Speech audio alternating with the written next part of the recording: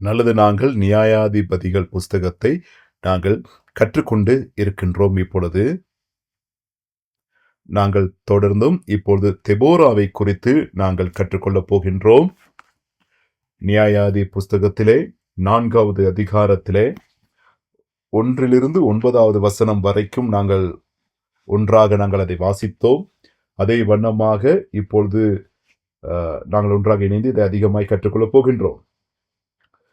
நாங்கள் மீண்டும் நியாயாதிபதிகள் புஸ்தகம் 4வது அதிகாரத்திலே 1வது வசனத்தை வாசிப்போம். ஏகுத் மரணமடைந்த பின்பு இஸ்ரவேல் புத்திரர் திரும்ப கர்த்தரின் பார்வைக்கு பொல்லாப்பானதை செய்து வந்தார்கள். இந்த காலத்திலே அவர்கள் இதை செய்வதற்கு பழக்கப்பட்டிருந்தார்கள். நான் பல தடவிலே இந்த எபிரேய அர்த்தத்தை உங்களுக்கு நான் கூறினேன். இதற்கான எபிரேய பதத்தின் அர்த்தம் மீண்டும் என்று சொல்லும் பொழுது அதை அதிகப்படுத்தினார்கள், இல்லாவிட்டால் அதில் இன்னும் அதிகமாய் இணைத்து கொண்டார்கள். இஸ்ரவேல் ஜனங்கள் இதை தொடர்ச்சியாக செய்த ஒரு காரியமாய் காணப்படுகின்றது. மீண்டும் மீண்டும் அவர்கள் பிழையான பக்கத்துக்கு தள்ளப்படுகிறார்கள். அவர்கள் தேவனுக்கு விரோதமாக கிரியை செய்ய ஆரம்பித்தார்கள். யோசுவாவின் மரணத்துக்கு பிறகு அவர்கள் பின்னடைய ஆரம்பித்தார்கள். அவர்கள் ஒத்னியேலுடைய காலத்துக்கு பிறகு, அம்மோனியர்களுடைய காலத்துக்கு பிறகு தேவன் அத்சோரின் ராஜாவாகிய கானானியனுடைய ஆட்சி காலத்துக்கு இவர்களை தேவன் பாரம் கொடுக்கிறார். இந்த அத்சோர் என்பது ஒரு தனிப்பட்ட மனிதனுடைய பெயர் அல்ல. எகிப்தில் இருந்த பார்வோனுக்கு இருந்த பார்வோன் என்று சொல்லப்படுகிறதான ஒரு அடைமொழி, இல்லாவிட்டால் அவனுடைய பரம்பரையில் வருகிற ஒரு பெயர் பட்டியலாக இருக்கிறது. இந்த யாபின் ராஜா ஆளுகை செய்து கொண்டிருக்கிற காலத்தில் அவனுக்கு கட்டளையிடக்கூடிய இராணுவ தளபதிகள் அங்கே காணப்பட்டார்கள். அந்த சிசேரா என்கிற அந்த இராணுவ தளபதி அங்கே காணப்பட்டார். அவனுக்கு 900 ரதங்கள் அங்கே காணப்பட்டது. அங்கே இஸ்ரவேல் ஜனங்களை அங்கே 20 வருடங்களாக அவன் உபத்திரவப்படுத்தி கொண்டிருந்தான். இஸ்ரவேல் ஜனங்கள் தேவன் நோக்கி முறையிட ஆரம்பித்தார்கள். ஆக இஸ்ரவேலர்கள் மோவாபியரிடத்துல எத்தனை வருஷம் உபத்திரவப்பட்டால் 18 வருடம். அதன் பிறகு தெபோராவின் காலத்துக்கு பிறகு 20 வருடம் கானானிய ராஜாக்களுக்கூடாக உபத்திரவப்படுத்தப்பட்டிருந்தார்கள்.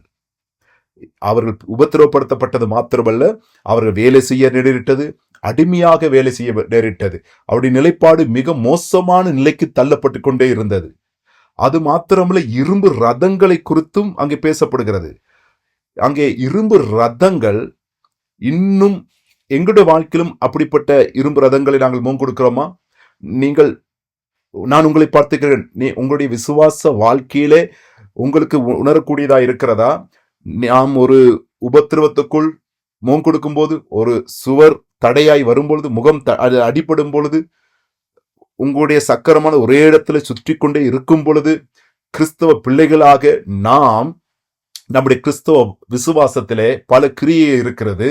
ஆனால் ஒரு சில சந்தர்ப்பத்திலே அவைகள் சில இடங்களிலே அது நின்று போனதை போல உணரக்கூடியதா இருக்கிறது. அது ஒரு சில இடத்திலே ஒரே இடத்துல சுத்தி கொண்டு இருக்கிறது. இவை எங்களுடைய வாழ்க்கையில் நடக்கிற ஒரு காரியமாயிருக்கிறது.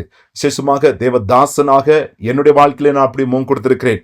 நான் கடந்த வாரத்தில் கூட அவ்வாறான அனுபவத்துக்குள் நான் போய் வந்திருக்கிறேன். எங்களுடைய ஆவிக்குரிய வாழ்க்கையிலே நாங்கள் அநேக காரியங்கள் சவாலில் கடந்து போகிற சந்தர்ப்பமாயிருக்கிறது.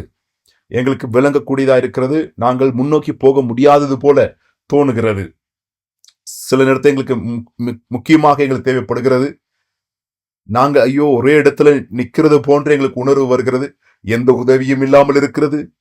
எதையுமே சிந்திக்க முடியாத நிலைப்பாடு. நாங்கள் முன்னோக்கி போக முடியவில்லை. ஏதோ எந்த விதமான ஒரு உதவியும் எங்களுக்கு பின்புறமா இருந்து எங்களுக்கு ஊந்துவதோ அவற்றால் தள்ளுவதோ ஊக்குவிப்பதோ கிடையாதது போல உணரக்கூடிய சந்தர்ப்பங்கள். இது நிமித்தம் எதிர்பார்ப்புகள் இல்லாமல் போகிறது.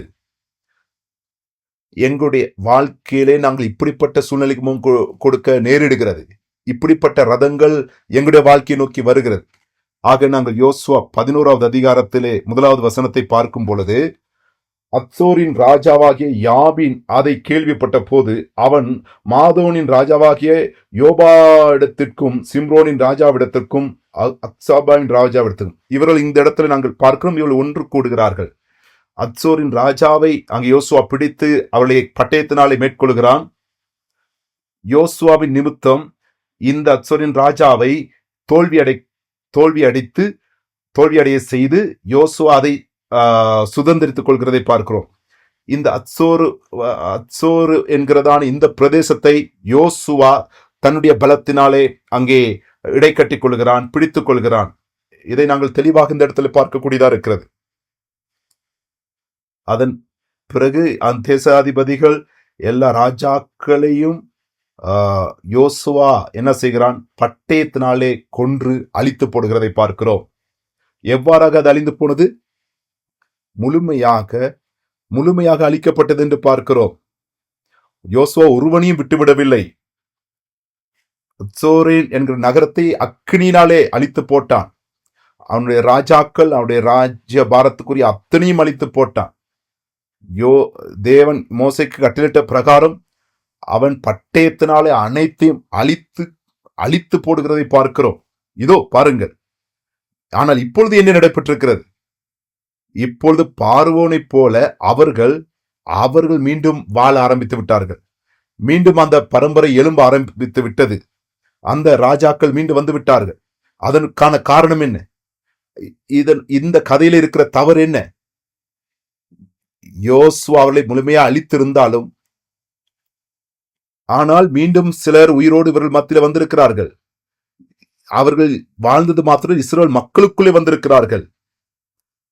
அவர்கள் மீண்டும் வந்திருக்கிறார்கள். இஸ்ரவேல் அவர்களை ஆட்சி செய்வதற்கு சரியாக அவர்களை ஆளுகை செய்யவில்லை. காரணம் ஏன்? இவருடைய ஆவிக்குரிய வாழ்க்கை இவர்கள் சரியாக கையாளவில்லை. தேவன் இவளுக்கு ஆசீர்வாதமாய் கொடுத்த தேசத்தை இவர்கள் சரியாக அதை பயன்படுத்தவில்லை, ஆளுகை செய்யவில்லை. ஏனால் தவறான வாழ்க்கை முறை இவர்கள் வாழ்ந்தது நிமித்தமாக மீண்டும் தேவன் அந்த ஜனங்கள் எழுந்திருக்க இடம் கொடுக்கிறார். அது ஒரு முள்ளாக மாறினார்கள். நாங்களும் இயேசு கிறிஸ்து விசுவாசித்து பாவத்திலிருந்து விடுதலையாகி மனம் திரும்புத காலத்துக்குள் வந்திருக்கிறோம். ஆனால் நாங்கள் மீண்டும் என்ன செய்கிறோம்? மீண்டும் அதே பாவங்களை திரும்பவும் நாங்கள் செய்ய போகின்றோம். நான் ஒரு பாடத்தை கற்றுக்கொண்டேன். ஐயோ, நான் இனிமேல் இந்த தவறை செய்ய மாட்டேன் என்று மனம் திரும்புகிறோம், மீண்டும் அதை போய் செய்கிறோம். இதுதான் எங்களுடைய வாழ்க்கையிலும் அநேக நேரங்களிலே நடைபெற ஆரம்பிக்கிறது. சில காலங்கள் போகும் பொழுது எங்களுக்கும் இவ்வாறாக நடைபெறுகிறது. எங்களுடைய ஞாபகத்துகள் இவைகள் எல்லாம் வருகிறது. நாம் என்ன செய்கின்றோம்? நாங்கள் மீண்டும் கானானியரை எங்களுடைய வாழ்க்கையில உள்ளே கொண்டு வருகிறோம். இதைதான் நாங்கள் பார்க்கிறோம் நடைபெற்றுக் கொண்டிருந்தது. யோசுவா புத்தகத்தில் 19வது அதிகாரத்தில் 32வது வசனத்தை நாங்கள் பார்க்கலாம். இந்த வசனத்தை இப்பொழுது நாங்கள் வாசிக்க தேவையில்லை. யோசுவா 1வது அதிகாரத்தில் நாங்கள் பார்க்கிறோம் அந்த எல்லாவற்றையும் அவர்கள் அங்கே தங்களுடைய அதிகாரத்துக்குள் அவர்கள் அடிமை ஆக்கி கொண்டார்கள்.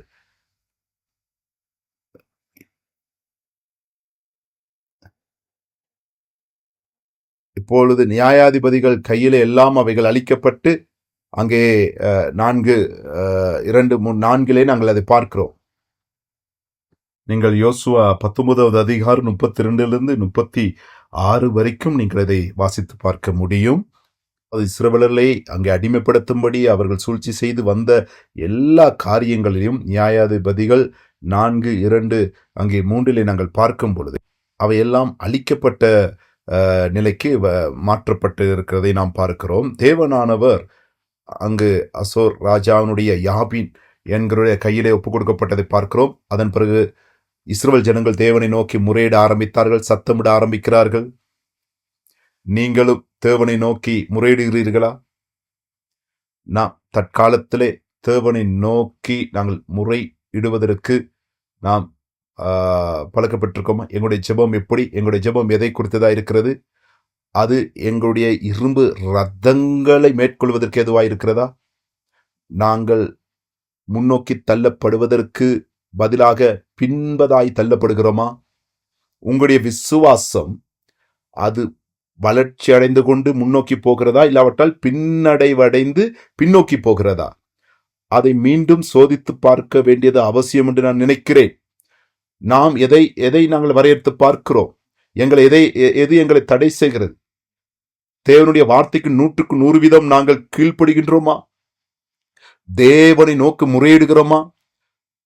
தேவன் நமக்கு பதில் கொடுக்கிறாரா? எதற்கு பதில் கொடுத்திருக்கிறார்? தேவனை நோக்கி முறையிடும் பொழுது, ஜெபிக்கும் பொழுது அங்கு இரும்பு ரதங்கள் 900 இருக்கிறது.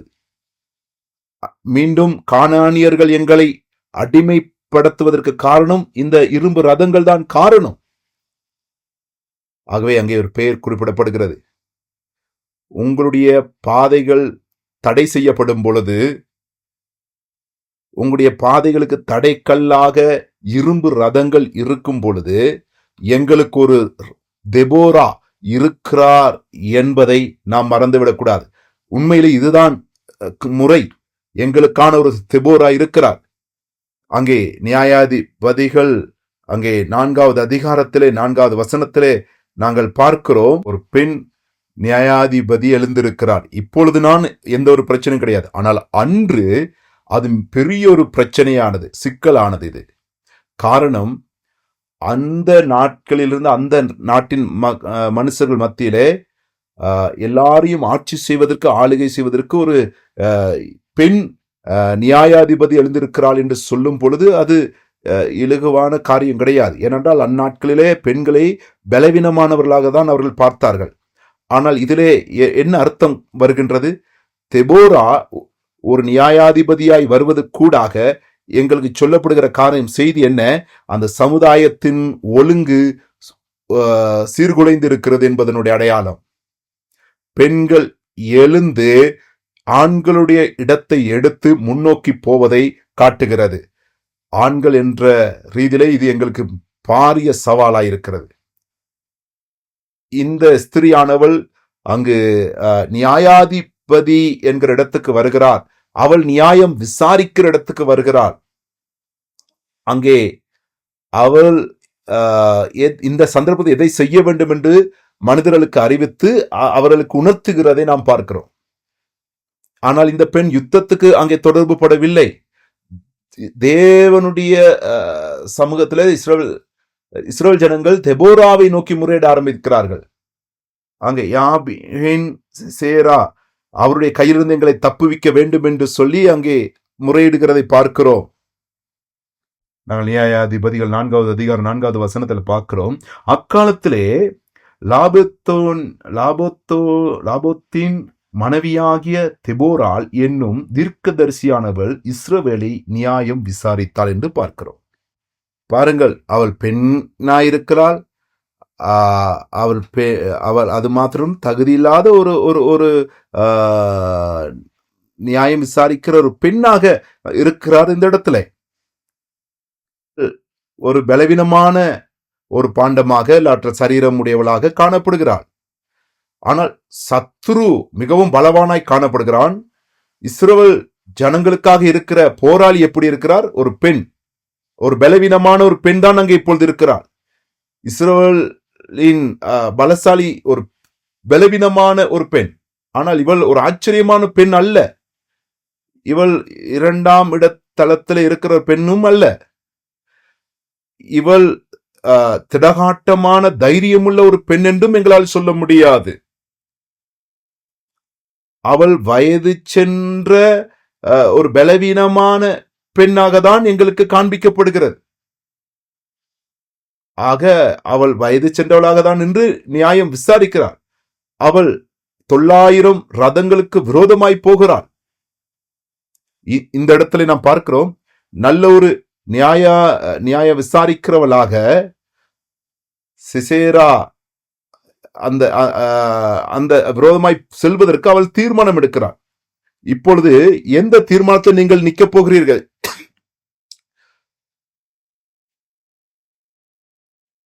இப்படிப்பட்ட சந்தர்ப்பத்திலே நீங்கள் எந்த இராணுவத்தோடு நீங்கள் நிற்கப் போகிறீர்கள்? கானானியருடைய அந்த இராணுவத்தோடு நிற்கப் போகிறீர்கள் அல்லவற்றால் தெபோராவின் சேனையோடு நிற்கப் போகிறீர்களா? அவற்றால் பலவீனமான அந்த பெண் பக்கம் நீங்கள் இணைய விரும்பி எந்த பகுதியில் நீங்கள் இணைய போகின்றீர்கள்? ஒரு பெண் நியாயாதிபதி 900 ரதங்கள் அதை மேற்கொள்ள வேண்டும்.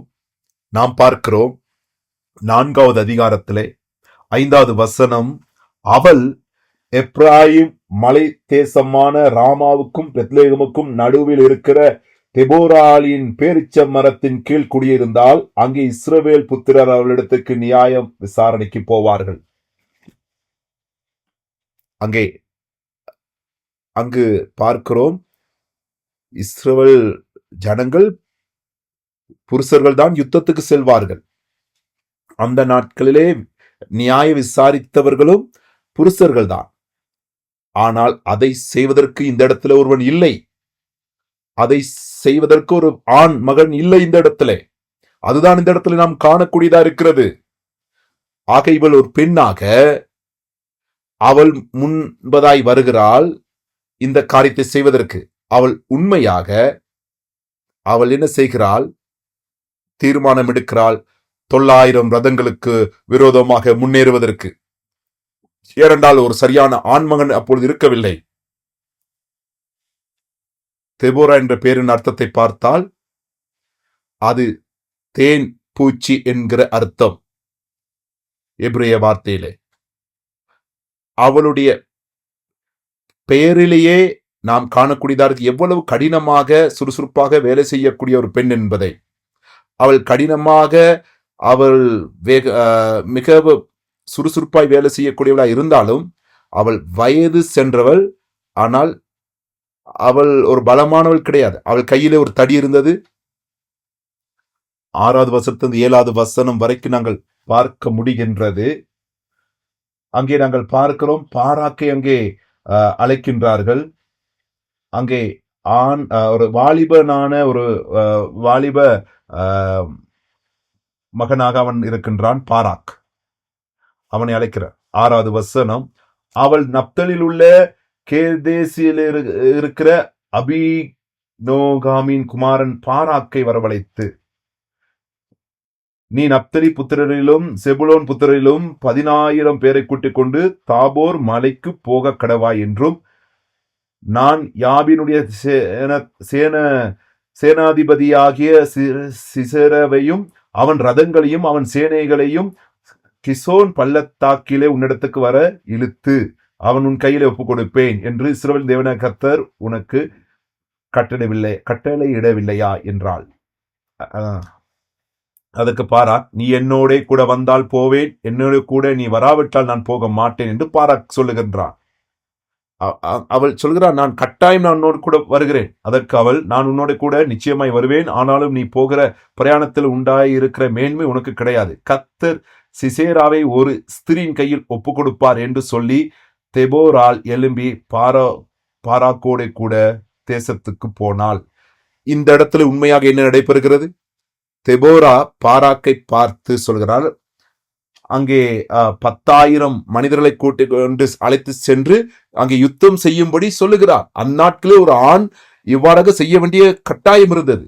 ஆனால் அவன் என்ன சொல்லுகிறேன், நீ போனால் நான் போவேன் என்றால், நீ போகாவிட்டால் நான் போக மாட்டேன் என்று சொல்லுகிறான். அவன் யாரை சார்ந்திருக்கிறான்? தேவனை சார்ந்திருக்கிறான், அவர்கள் தெபோராவை சார்ந்திருக்கிறானா? அங்கே தெபோரா சொல்லுகிறாள், தேவனுக்கு ஜெயம் கொடுப்பார் என்று சொல்லுகிறார். ஆனால் இந்த பாராக் எதை நம்புகிறான்? ஆக அவனுடைய எல்லையை இல்லாவிட்ட அவனுடைய அந்த சூழ்நிலையை தான் அவன் பார்க்கிறான். பாருங்கள், உங்களை பார்த்து அடுத்த வருடத்துல உங்களுடைய போதகர் சொல்லுகிறார், நீ ஒரு தலைவனாக வர முடியும் என்று சொன்னால் நீங்கள் என்ன சொல்லுவீர்கள்? ஐயோ, எனக்கு அநேக காரியம் இருக்கிறது, என்னால முடியாது, எனக்கு அவங்க இருக்கிறாங்க, எனக்கு இவர்கள் இருக்கிறார்கள், எனக்கு அவ்வளவு தகுதி இல்லை, எனக்கு இவ்வளவு திறமைகள் இல்லை. ஐயோ, இப்படி கேட்ட மற்றொரு இடத்துல கேட்டால், ஐயோ என்னுடைய மனைவி இடத்துல கேட்க வேண்டும், இல்லாவிட்டால் மனைவி இல்லாவிட்டால் நான் ஒன்றும் செய்ய முடியாது என்று சொல்வது போல. மனைவி இருந்தால்தான் எனக்கு பரலோகமே போக முடியுன்ற மாதிரி சிலருடைய கதைகள். சில சந்தர்ப்பத்திலே இப்படிப்பட்ட மாமிச மனநிலை இருக்கிறது நிமித்தமாக நம்முடைய வாழ்க்கையிலே முன்னேற முடியாமல் இருக்கிறது. அங்கே முன்னோக்கி போவதற்கு தடையாக இருப்பது என்ன காரணம்? தேவனுடைய வார்த்தைக்கு கீழ்ப்படியாமல் இருப்பது. அதுபோல தெபோராள் சொல், நான் உன்னோடு கூட வர விரும்புகிறேன், ஆனால் இந்த வெற்றி உனக்கு கிடைக்காது, அந்த வெற்றிக்குரிய பெருமை உனக்கு கிடைக்காது.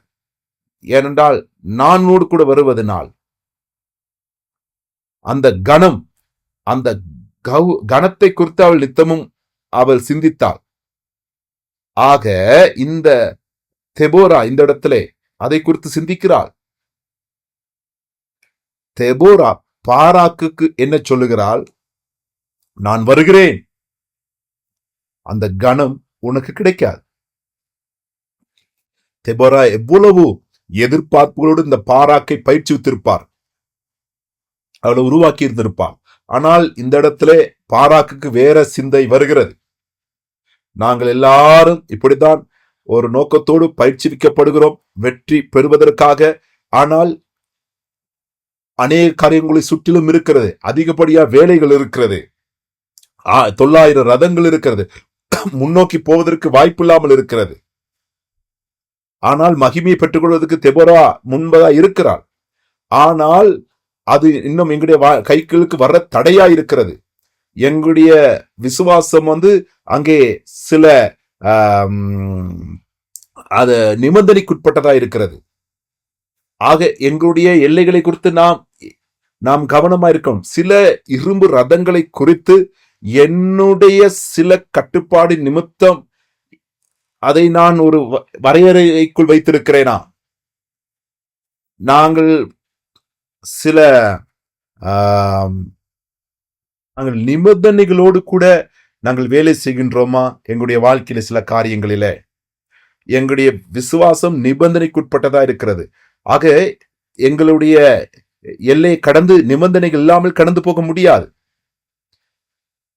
நீ இதை எனக்கு செய்தால் நான் அப்பொழுது சேவை ஊழியத்துக்கு வருகிறேன், நீ போனால் நான் வருகிறேன், தேவனை ஆசீர்வதித்தால் நான் உன்னோடு கூட வருகிறேன். இப்படிப்பட்ட நிபந்தனைகளை போடுகிறது தவறானதா இருக்கிறது. உங்களுக்கு அது கிடைக்காவிட்டால் உங்களுடைய விசுவாசத்தை விட்டு விடுவீர்களா? ஆகவேதான் தெபோரா இந்த இடத்துல சொல்லுகிறார், நீ போக மாட்டாயா? ஆகவே நீங்கள் எப்படிப்பட்ட ஒரு சமாதானத்தை பெறுகிறீர்கள்? பாராக் அவனை அழைத்து செல்லுகிற நோக்கம் அவனுக்கு இருந்ததா? அவனுக்கு எதற்கு அங்கே தெபோரால் தேவைப்படுகிறார்? சில நேரத்தில் அவளுக்கு ஆலோசனை கொடுக்க தேவை. ஆனால் இப்பொழுது ஆலோசனை கொடுத்து ஆசீர்வதித்தும் தீர்ந்தாயிற்று. ஆனால் இப்போது அவள் தெபோரால் சொல்லி, இப்போ தேவன் உனக்கு ஜெயம் கொடுப்பதற்கு ஆயத்தமா இருக்கிறார். நான் இங்கே பேசுவது ஆண்களுக்கு மாத்திரமல்ல, பெண்களுக்கும் சேர்த்து பேசுகிறேன். நான் உட்பட நாம் அனைவரையும் சேர்த்து நான் பேசுகிறேன். நிபந்தனைகள் இல்லாமல் தேவனுடைய காரியத்திற்கு நாம் ஒப்பு கொடுக்க வேண்டும். நான் தேவனுடைய ஊழியத்தை செய்ய வேண்டும் என்றால், தேவன் எனக்கு நல்ல ஆரோக்கியம் கொடுத்தே தீர வேண்டும் என்றால், என்னை ஆசீர்வதித்தே தீர வேண்டும் வேண்டுமா? எனக்கு நல்ல உணர்வை கொடுத்து, எனக்கு தைரியத்தை கொடுத்து, எனக்கு இவைகள் செய்ய தேவை. இவைகள் இல்லாவிட்டால் நாங்கள் கீழ்ப்படியாமல் போய்விடுவோம், எங்களுடைய நிலைப்பாட்டையே சார்ந்திருப்போம். ஆகவே கடந்த பாடத்தில் கற்றுக்கொண்டு இருக்கிறோம், எங்களை பயத்துக்குள்ளாக்கும். நாம் இதை குறித்து கவனமாக சிந்திக்க வேண்டும். என்னுடைய சாக்கு போக்குக்கு நான் காரியங்களை சொல்லுகிறவனாய் இருக்கக்கூடாது. அங்கே இரும்பு ரதங்களை குறித்து இஸ்ரவேல் ஜனங்களுக்கு சட்ட ரீதியான விடுதலை பெற வேண்டும் என்றால், அங்கே இரும்பு ரதங்கள் இன்னும் கானானியர் கூடாக இஸ்ரவேலை இதற்கு மேலும் அழிக்க முடியாது. இதுதான் உண்மையான நிலைப்பாடு. ஆனால் அவளுடைய மனநிலை எப்படியா இருக்கிறது? அவர்கள் யுத்தம் செய்வதற்கு தேவைப்படாது, அவர்கள் அதை அறிந்திருக்கவில்லை. இந்த யுத்த ரதங்களுக்கு அப்பால் ஒரு காரியம் எங்களுக்கு இருக்கிறது. ஆகவே நிலைப்பாடான காரியம் அங்கே காணப்படுகிறது. அவர்கள் வாரத்தின் முதல் காலத்திலே அவர்கள் கஷ்டப்பட்டு உழைக்காததனுடைய குற்ற மனசாட்சி அங்கே வருஷத்து நடுவில் வரும்பொழுது அவர்கள் குற்ற மனசாட்சி வருகிறது. அங்கே அங்கே நடைபெறுகிற அந்த நிலைப்பாட்டை, அவருடைய முயற்சி, அவர்கள் இரும்பு ரதங்களை குறித்து அவருடைய வாழ்க்கையை முன்னோக்கி போவதற்கு அவர்களுக்கு பார்த்து கொண்டு மாத்திரம் இருக்க நேரிடுகிறது. ஏன்? அவர்களால் இனிமேல் முன்னோக்கி போக முடியாது. அவர்கள் எந்த மனநிலையிலே இருக்கிறார்கள் இந்த ரதங்களுக்கு முன்பதாக? அந்த இரும்பு ரதங்களை கொண்டு செல்வதற்கு நாம் என்ன செய்ய வேண்டும்? முதலாவது, எங்களுடைய மனதில் இருக்கிற நிபந்தனைகளை நான் அறிந்து கொள்ள வேண்டும். சில நேரத்திலே எங்களுக்கும் அப்படிப்பட்ட சூழ்நிலை வருகிறது. சில நேரத்தில் நாம் யோசிப்பது இல்லை, தேவனுடைய காரியங்களை நிபந்தனை போட்டு வைத்திருக்கிறேனா? நிபந்தனைகள் இல்லாமல் தேவனுடைய காரியங்களை நான் செய்கிறேனா? தேவனே, நான் எப்படி இதை செய்வேன்? இதை குறித்து நான் சிந்திக்க வேண்டும். நாம் எங்களுடைய போராட்டத்தை குறித்து நாம் சிந்திக்க வேண்டும். நியாயாதிபதிகள் 4வது அதிகாரத்திலே 10வது வசனத்திலிருந்து 17வது வசனத்தை வரை நாங்கள் பார்க்கலாம். ஆக 10வது அதிகாரத்து 10வது வசனத்திலிருந்து, நியாயாதிபதிகள் 4வது அதிகாரம் 10வது வசனத்திலிருந்து 17வது வசனம் வரை. அப்பொழுது பாராக் செபுலோன் மனுஷரையும் நப்தலி மனுஷரையும்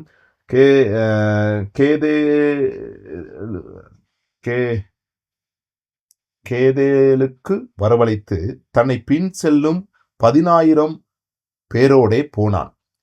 தெபோராலும் அவனோடே கூட போனாள். கேனானியனான ஏபேர் என்பவன் மோசேயின் மாமனாகிய ஒபாபின் புத்திரராயிருக்கிற கேனியரை விட்டு பிரிந்து கேதேசின் கிட்ட இருக்கிற சானாயும் என்னும் கருவாளி மரங்கள் அருகே தன் கூடாரத்தை போட்டிருந்தான். அபிநேகாமின் குமாரன் பாராக் தாபோர் மலையில் ஏறி போனான் என்று சிசேராவுக்கு அறிவிக்கப்பட்ட போது, சிசேரா 900 இருப்பு ரதங்களாகிய தன்னுடைய எல்லா ரதங்களையும் தன்னோடு இருக்கும் எல்லா ஜனங்களையும் புறஜாதிகளின் பட்டணமாகிய ஆரோசேத்திலிருந்து கிசோன் பள்ளத்தாக்கிலே வரவழைத்தான். அப்பொழுது தெபோரால் பாராக்கை நோக்கி, எழுந்துவோ, கர்த்தர் சிசேராவை உன் கையில் ஒப்புக் கொடுக்கும் நாள் இதுவே, கர்த்தர் உனக்கு முன்பாக புறப்படவில்லையா என்றாள். அப்பொழுது பாராக் அவன் பின்னாலே 10,000 பேரும் தாபோர் மலையிலிருந்து இறங்கினார்கள். கர்த்தர் சிசேராவையும் அந்த எல்லா ரதங்களையும் சேனை அனைத்தையும் பாராக்குக்கு முன்பாக பட்டய கருக்கினால் கலங்கடித்தார். சிசேரா ரதத்தை விட்டு இறங்கி கால்நடையாய் ஓடி போனான். பாராக் ரதங்களையும் சேனையையும் புறஜாதியருடைய அரோசேத் மட்டும் துரத்தினான். சிசேராவின் சேனையெல்லாம் பட்டய கருக்கினால் விழுந்தது, ஒருவனும் மீதியாயிருக்கவில்லை. சிசேரா கால்நடையாய் கேனியானான எபேரின் மனைவி யாகேவளுடைய கூடாரத்துக்கு ஓடி வந்தான். அப்பொழுது யாபின் என்னும் அத்சோசரின் ராஜாவுக்கும் கேனியனான எபிரின் வீட்டுக்கும் சமாதானம் உண்டாயிற்று. இந்த இடத்துல எத்தனை மனிதர்கள் பார்க்கிறோம்? 10,000 மனிதர்கள் அவர்களிடத்தில் போய் யுத்தம் செய்வதை நாம் பார்க்கிறோம். அங்கே பாராக்குடைய சேனை, அவர்கள் எவ்வளவு பலசாலிகளா இருந்திருப்பார்கள்? 10,000 அங்கே ரதம் தலைவர்களோ அங்கே இராணுவத்தோடு யுத்தம் செய்வதற்கு, அங்கே அந்த இரும்பு ரதங்களுடைய 10,000 அங்கே சேனையோடு இவர்கள் யுத்தம் செய்தார்கள்.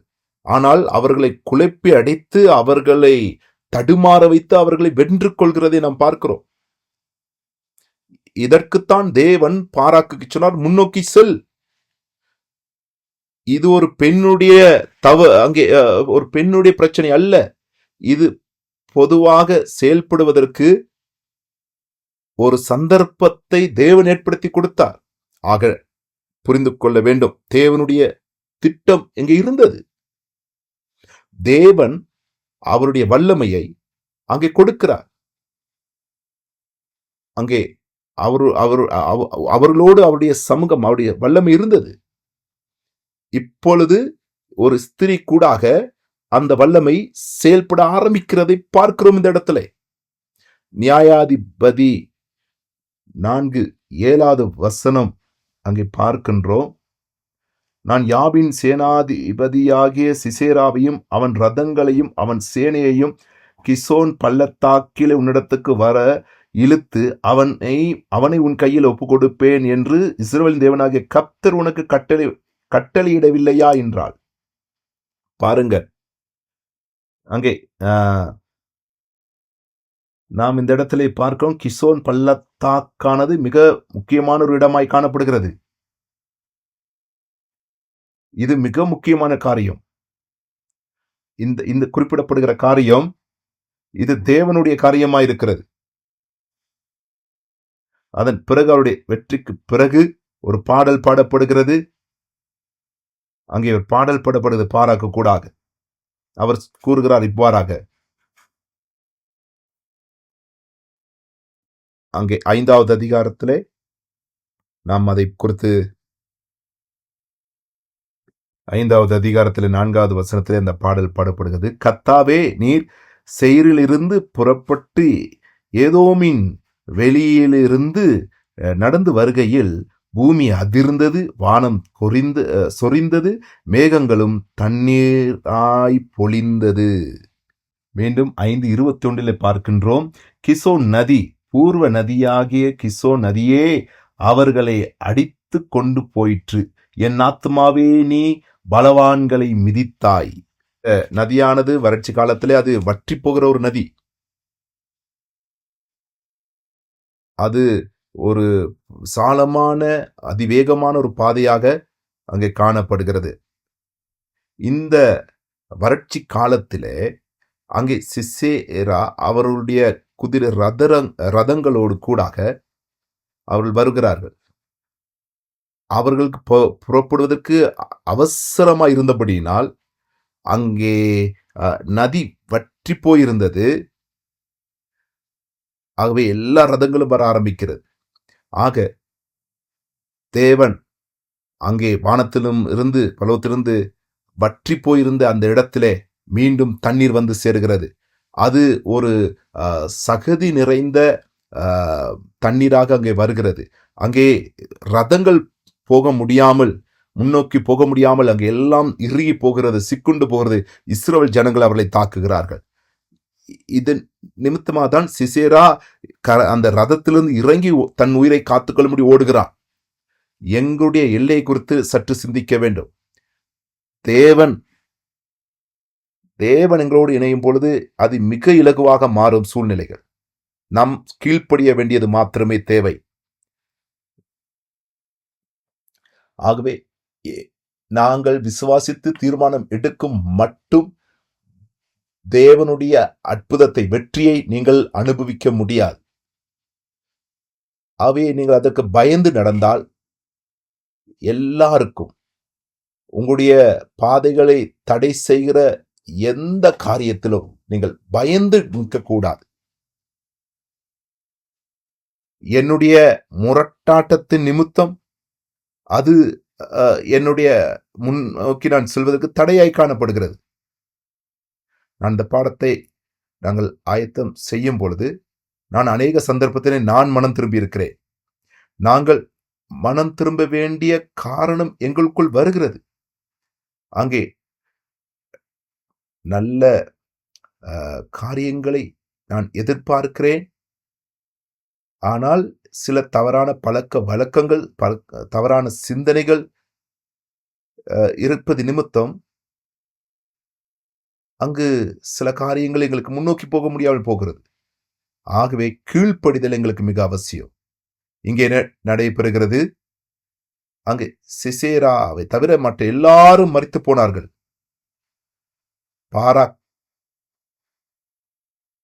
பாராக்குக்கு அது மகிமையாய் வராதபடிக்கு இது நடைபெற்றது.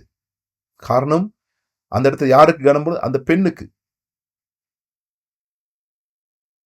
ஏனென்றால் அங்கே பார்க்கிறோம், இங்கே பெண். தொடர்ந்து நாங்கள் வாசித்து பார்த்தால் எங்களுக்கான இதுக்கான பதிலை பெற்றுக்கொள்ள முடியும். அவர்கள் கானானிலிருந்து எப்ரோன் வரைக்கும் அங்கே ஓடி செல்கிறார். அங்கே 2 நாடுகளுக்கு இடையிலே நடுநிலையான ஒரு பூமி பிரதேசத்தை காணக்கூடும். எப்ரோன், அங்கே எப்ரோனுக்கு அவன் ஓடி செல்கிறான். நாங்கள் இப்பொழுது 18வது வசனத்தை பார்க்கிறோம். யாகேல் வெளியே சிசராவுக்கு எதிர்கொண்டு போய், உள்ளே வாரும் என் ஆண்டவனே, என் அண்டை உள்ளே வாரும், பயப்படாதையும் என்று அவனோடே சொன்னாள். அப்படியே அவள் அண்டை கூடாரத்தில் உள்ளே வந்தபோது அவனை ஒரு சமுக்களத்தினாலே மூடினாள். அங்கே கூடாரத்துக்குள் வந்த பிறகு நாங்கள் பார்க்கிறோம், அங்கே மூடுகிறாள். ஒரு போர்வையால், அதாவது சமுக்களத்தினால் என்ற ஒரு போர்வையால் மூடுகிறாள். அங்கே மூடி அங்கே சொல்கிறார், நீ இங்கே கவனம் பாதுகாப்பா இரு என்று சொல்கிறார். அந்த அந்த அந்த பிளாங்கெட் ஆனது இல்லாவிட்டால் அந்த போர்வையானது குளிர்காலத்துக்கு ஒரு தேவையான ஒன்றாய் இருக்கிறது.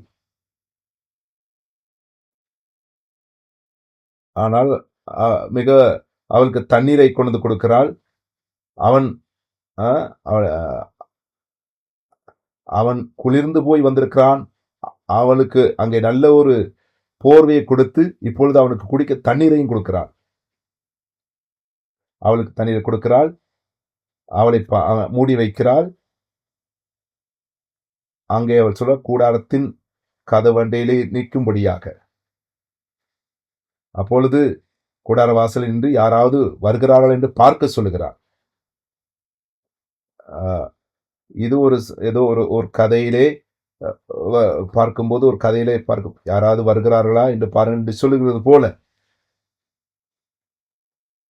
இந்த சிசேரா அங்கே அவன் ஒரு பெரிய ஹோட்டலுக்குள்ள உள்ள வந்த மாதிரி தான் அவனுடைய மலை. பெரிய ஒரு 5 ஸ்டார் ஹோட்டலுக்குள்ள வந்த மாதிரி அவனுடைய மலை. நான் போல் பாதுகாப்பா இருப்பேன், யாரும் இங்க வந்து என்னை தேட மாட்டான்னு நினைக்கிறான்.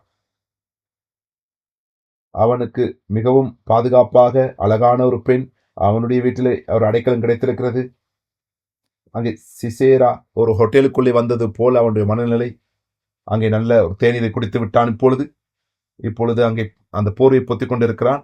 ஆனால் அவனுக்கு தெரியாது, அவனுக்கு வரப்போகிற பெரிய ஒரு ஆபத்தை அவன் அறியாமல் இருக்கிறான்.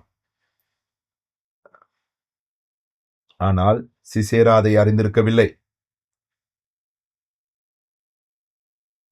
அவன் அங்கே உள்ளே 21வது வசனத்தை அதை பார்க்கும் பொழுது, பின்பு எபோரின் மனைவியாகிய யாகேல் ஒரு கூடார ஆணியை எடுத்து தன் கையிலே சுத்தியை பிடித்து கொண்டு மெல்ல அவன் அண்டையிலே வந்து அவன் நெற்றியிலே அந்த ஆணியை அடித்து போட்டால் அது உருவி போய் தரையிலே புதைந்தது. அப்பொழுது ஆயாசமாய் தூங்கின அவன் செத்து போனான். அவள் அந்த இடத்துல ஆணி எடுத்து என்ன செய்தாள்? சுத்தியிலே கொண்டு அங்கே தூங்கிக் கொண்டிருந்தான். இவ்வாறாக அவன் நெற்றியிலே வைத்து மிக வேகமாய் அடித்தால் அது நெற்றியிலே பட்டது. அது தரை வரைக்கும் பூமியிலே போய் நின்றது. அதன் பிறகு என்ன நடைபெற்றது? நாம் சிந்திக்க கூடியதா? இவ்வாறாக ஒரு பெண் ஒரு ஆணி அடிப்பதற்கு, ஒரு பெண் அடிப்பதற்கு எவ்வளவு பயிற்சி பெற்றிருக்க வேண்டும்?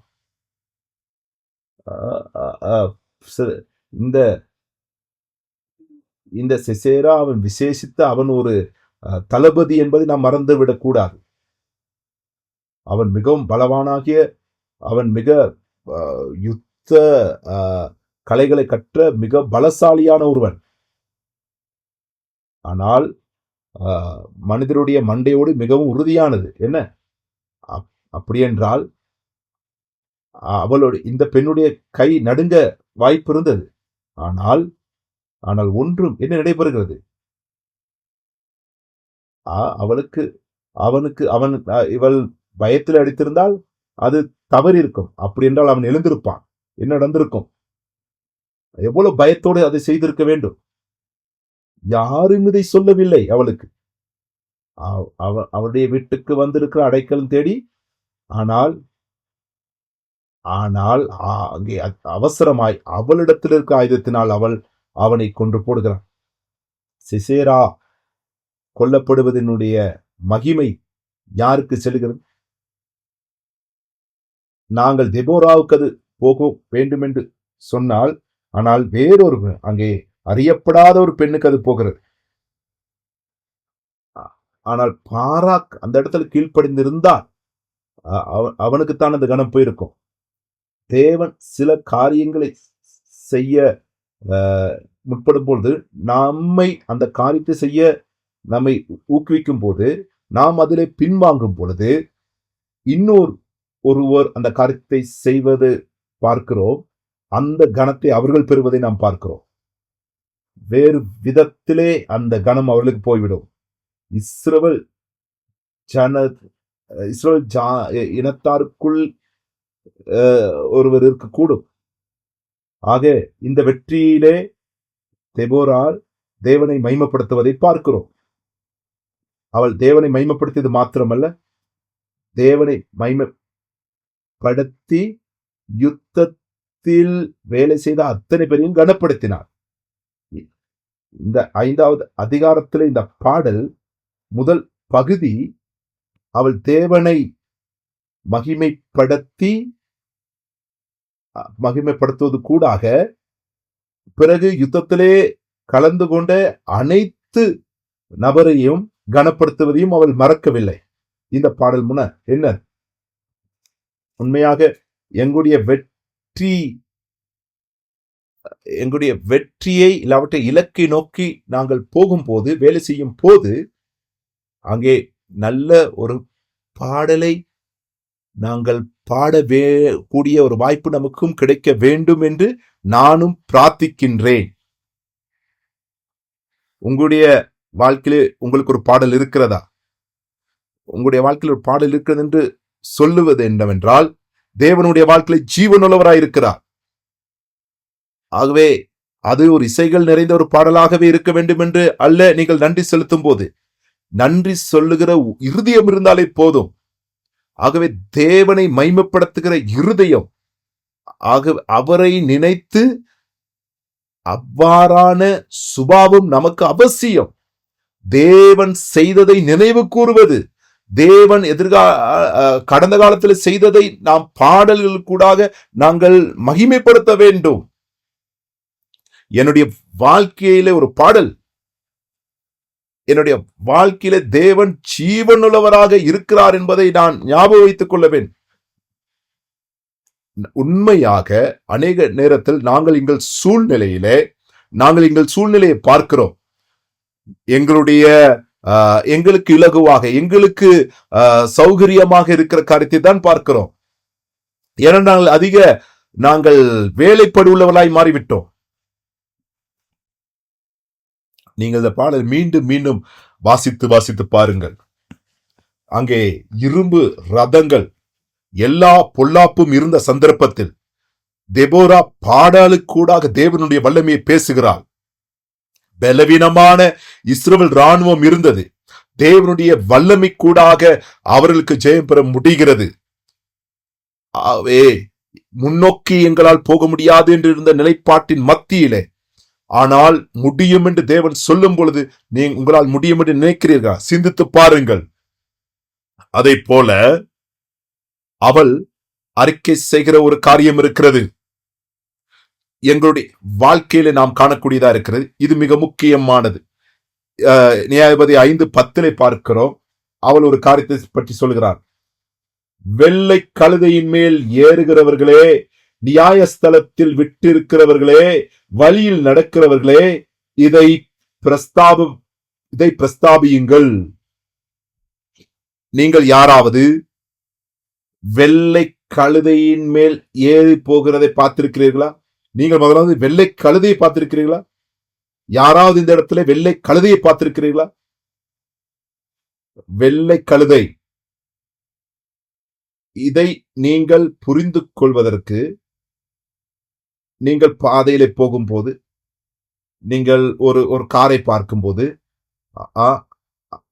அது யாருக்கு சொந்தமானது என்று பார்ப்பீர்கள். இங்கே பார்க்கிறோம். அது போல ஒரு இந்த வெள்ளை கழுதை என்று சொல்வது அது மிகவும் பெருமதியானது அந்த நாட்களில. இந்த இடத்துல ஒரு காப்பட்டை பற்றி பேசுகிறார். ஆஹ் ஆஹ் அங்கே அங்கே அங்கே ஐஸ்வர்யமான்களுக்குரிய காரியத்தை பேசுறது அந்த நியாயஸ்தலத்தில் விட்டு இருக்கிறவர்களே. ஆக நீங்கள் நீங்கள் பாதையில் ரோடில் சென்றாலும் பஸ்ஸிலே போனாலும் நீங்கள் தேவனுக்கு ஒப்புக்கொடுங்கள். எந்த நிலைப்பாட்டில் இருக்கிற மனிதர்களாய் இருந்தாலும் தேவனுக்கு நீங்கள் கொடுக்க வேண்டும் கனத்தை. நான் நன்றாய் இருப்பது நிமித்தமாக அல்ல, நாம் நல்லா இல்லாத சந்தர்ப்பத்திலும் நாம் தேவனை மகிமைப்படுத்த வேண்டும், பாட வேண்டும். தேவனுடைய கிருபையினால் எங்களுடைய வாழ்க்கை நிறைந்திருக்குது, ஆகவே அவரை மகிமைப்படுத்த வேண்டும். நாம் எங்களுடைய வாழ்க்கையிலே முறுமுறுக்கிற நாங்கள் காரியங்களை பேசுறவர்களா இருக்கக்கூடாது.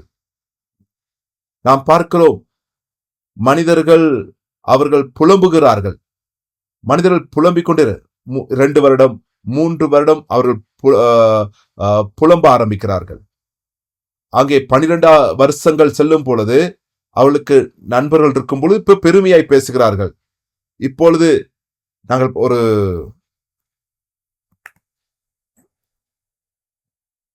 சிறு பிள்ளையுடைய வயதிலே ஆகிய ஒவ்வொரு வயதுக்கு ஏற்பட அவருடைய மனநிலை காணப்படுகிறது.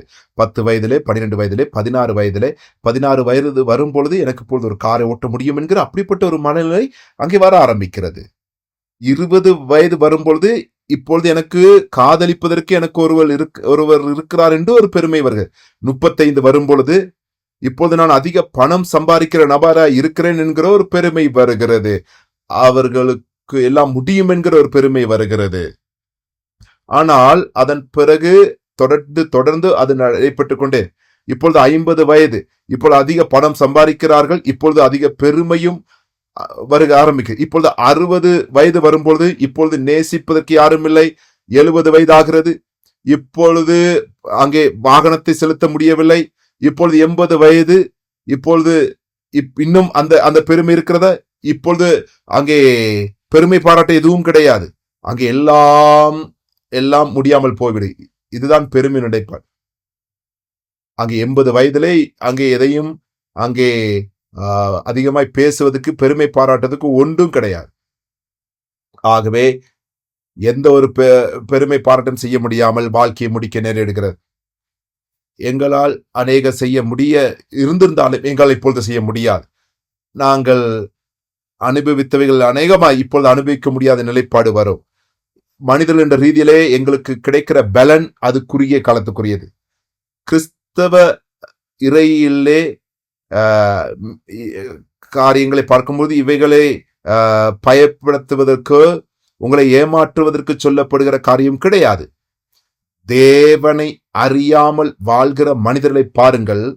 தேவனை அறியாமல் தேவனுடைய ஊழியத்தை செய்யாமல் வாழ்க்கையை முடிக்கிற மனிதனுடைய வாழ்க்கையை பாருங்கள். எங்களுக்கோ பெரிய ஒரு பொறுப்பு இருக்கிறது. எங்களுக்கு நாங்கள் வரையறுக்கப்பட்டவர்கள், நாங்கள் வரையறைக்குட்பட்டவர்களாய் இருக்கிறோம். ஆனால் தேவனுடைய காரியத்தை வரையறுக்க முடியாது. நாங்கள் எங்களுடைய வரையறையெல்லாம் விட்டுவிட்டு நாம் தேவனை சார்ந்து எல்லா வரையறை எங்களை விட்டு மாறும். ஏனென்றால் எங்களுக்குரிய வரையறுக்க எல்லாவற்றையும் ஆண்டு கொள்வதற்கு, சுதந்திரத்துக் கொள்வதற்கு தேவன் எங்களுக்கு உதவி செய்வார். எங்களுக்கு விரோதமாக இருக்க இரும்பு ரதங்களை மேற்கொள்ள ஆண்டவர் உதவி செய்வார். ஆகவே அதற்காக எந்த தடை இருந்தாலும் நாங்கள் ஜெபிக்க வேண்டும். என்னுடைய வரையறையை என்னுடைய மனதிலே, என்னுடைய இருதயத்திலே நான் உருவாக்கினவைகளை நான் விட்டுவிட வேண்டும். 2வது, நான் தேவனிடத்தில் ஜெபித்து இந்த இரும்பு ரதங்களை மேற்கொள்வதற்கு எனக்கு தேவையான பலத்தை நான் தேவனிடத்திலே நான் பெற்றுக்கொள்வேனா என்று நான் தீர்மானிக்க வேண்டும்.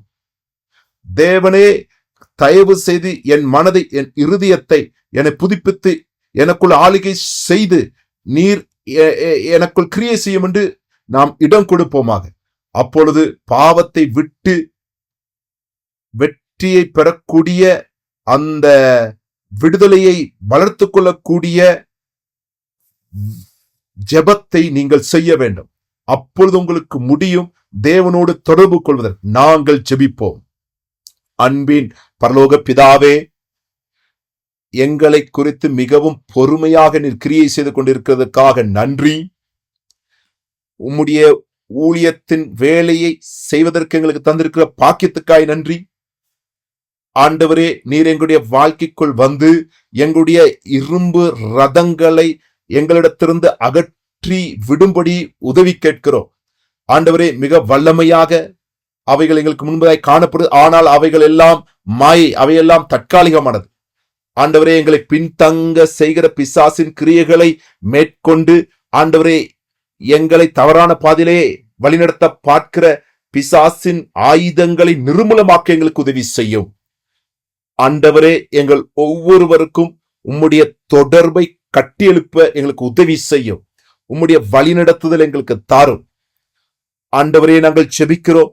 எங்களுடைய பலத்தினால் அல்ல, எங்கள் முழு பலத்தையும் பயன்படுத்தினாலும் ஆண்டவரே எங்களுக்கு இதை செய்ய முடியாது. ஆண்டவரே, எங்களால் பெருமை பாராட்ட முடியாது. ஆண்டவரே, உம்முடைய கிருபையை நாங்கள் எதிர்பார்க்கிறோம். ஆண்டவரே, நாங்கள் உம்மக்கூடாக நாங்கள் கேட்கிறோம். முழு வல்லமையையும் உம்முடைய வல்லமையை எங்கள் ஒவ்வொருவருக்கும் உம்முடைய கிருபையும் தந்து ஆண்டவரே நாங்கள் செபிக்கிறோம். தெபோராவை போல ஒரு ஆண்டவரே தேன் பூச்சை போல மிக கடினமாக மிக தைரியமாக தேவனே உம்மை விசுவாசித்து ஆண்டவரே நீர் தேவன் எங்களுக்கூடாக செய்ய விரும்புகிற பெரிய காரியங்களை விசுவாசிக்க எங்களுக்கும் ஆண்டவரே அதற்கு அர்ப்பணித்திருக்க எங்களுக்கு கிருபையை தருவீராக, இரக்கத்தை தருவீராக. ஜீவனுள்ள தேவனே, நான் செபிக்கிறோம். எங்களுடைய வாழ்க்கையிலே உம்முடைய பெரிதான அன்பை வைக்கும்படியாக பிதாவே, நீரே எங்களுடைய வாழ்க்கையில் எங்களுடைய ஆண்டவரே எல்லைகளிலே நீர் எங்களோடு கொண்டு எங்களை பயன்படுத்துவீராக. இயேசு கிறிஸ்துவின் நாமத்தினாலே ஆமேன், ஆமேன்.